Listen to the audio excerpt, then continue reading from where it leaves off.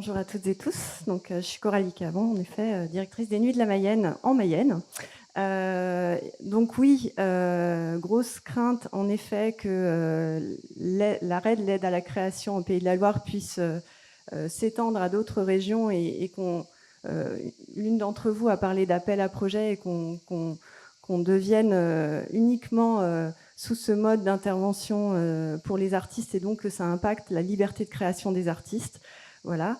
Donc moi, je reste convaincue et je prône l'itinérance comme une des solutions pour continuer à s'ouvrir vers l'extérieur et à continuer à faire intervenir des artistes qui viennent d'un petit peu partout, pas seulement des artistes régionaux, même si j'ai une attention évidemment particulière à la création régionale et j'essaie autant que faire se peut de soutenir la création régionale.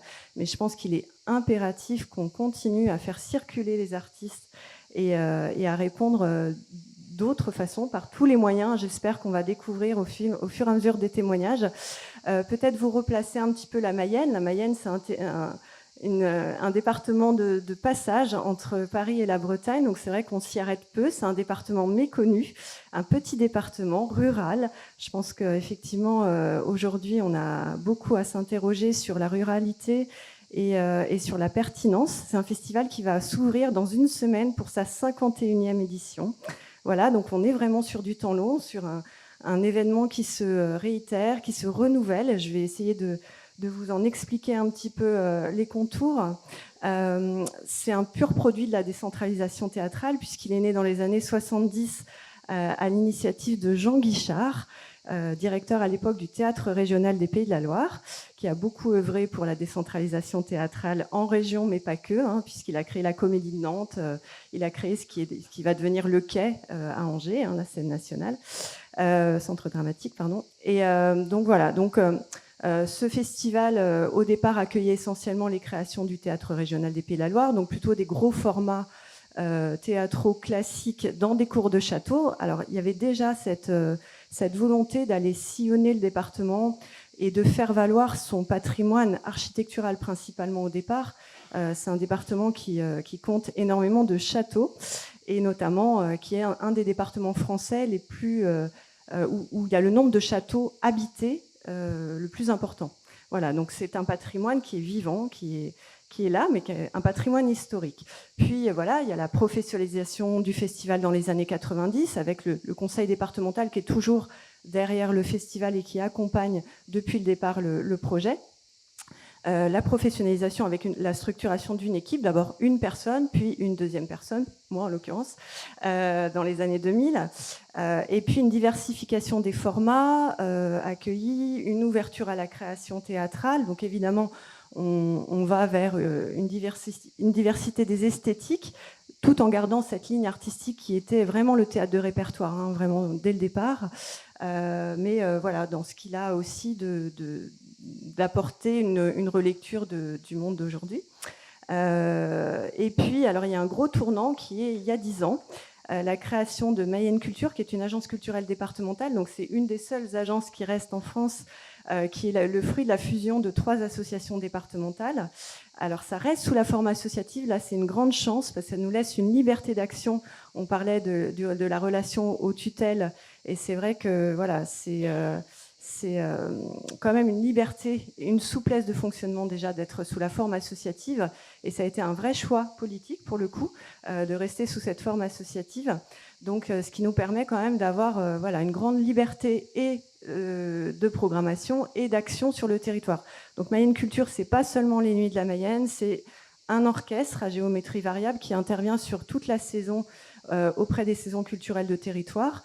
Et puis, c'est toute une équipe sur l'éducation artistique et culturelle, la formation. Enfin voilà, je ne vais pas vous raconter Mayenne Culture, mais c'est quand même un exemple d'agence qui retient l'attention parce qu'en fait, en Mayenne, il faut savoir aussi qu'il y a eu un gros travail de fait sur l'intercommunalité culturelle. Donc, on a 9 intercos qui sont toutes dotées d'une saison culturelle, d'un réseau de lecture publique et d'un établissement d'enseignement artistique via les projets culturels de territoire. Donc c'est vrai qu'il y a eu un très gros travail pendant 30 ans qui a été fait et qui continue à se poursuivre avec d'autres enjeux aujourd'hui sur la politique départementale. Et donc le festival, forcément, il a changé de posture. Parce que autant il y a 50 ans, quand le festival a été créé, on apportait du spectacle là où il n'y en avait pas. Aujourd'hui, je construis la programmation en écoute des territoires. Donc je viens en complémentarité de ce qui se fait déjà dans l'année, puisqu'on a des saisons culturelles avec une diffusion de spectacles vivants de très grande qualité sur tout le territoire mayennais. Comment ça se construit ? On est sur 16 communes, quasiment entre 14 et 16 communes chaque année, qui sont différentes. Vraiment, le principe de base, c'est que ce sont les communes qui se portent candidates à l'accueil d'un spectacle des Nuits de la Mayenne, avec l'appui de leur communauté de communes. C'est-à-dire qu'il y a un vrai relais, soutien à la fois financier et technique de la part de la communauté de communes. On ne va pas s'imposer dans une commune parce qu'on en a envie. C'est vraiment une demande au départ de la communauté de communes. Donc vraiment, on maille le territoire par communauté de communes avec un ou plusieurs spectacles différents, une ou plusieurs représentations.